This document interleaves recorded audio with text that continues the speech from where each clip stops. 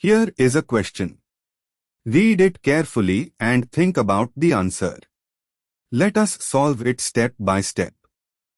Let us begin solving this step by step. The starting material is 2,1-ethoxycarbonyl, ethyl, cyclohexane 1-1, which contains a ketone, cyclohexanone, and an ester group, CO2-et, with a methyl substituent on the alpha carbon. Moving on to the next step. Reaction with ethylene glycol under H+ to give A. Ethylene glycol, hot to CH2O, under acid catalysis selectively protects the ketone as a 1,3-dioxolane, cyclic acetyl. Esters do not react with diols under these mild acidic conditions. So in A, the cyclohexanone carbonyl is protected as a cyclic acetyl, while the ester group, CO2-et, remains intact. Moving on to the next step. Reaction of A with Lyell-4 to give B. Lyell-4 is a strong reducing agent that reduces esters to primary alcohols.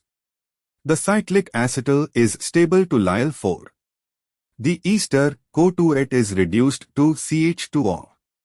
So the side chain CH, CH3, CO2-et becomes CH, CH3, CH2O, while the acetyl protecting group on the ring remains intact. And for the final step. Reaction of B with H3O+ to give C. Aqueous acid hydrolyzes the cyclic acetyl back to the ketone. This regenerates the cyclohexanone carbonyl. The alcohol group CH, CH3, CH2O remains unchanged under these conditions. The product C is 2,1-hydroxymethyl, ethyl, cyclohexane 1-1, i.e., a cyclohexanone ring with a CH, CH3, CH2O substituent at C2. This matches option B. Cyclohexanone ring with CH, CH3, CH2O at C2. Why other options fail?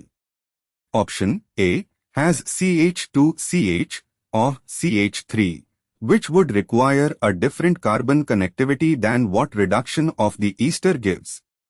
Option C has a tertiary alcohol C or CH3, 2, which would require two methyl groups and no primary alcohol, inconsistent with ester reduction.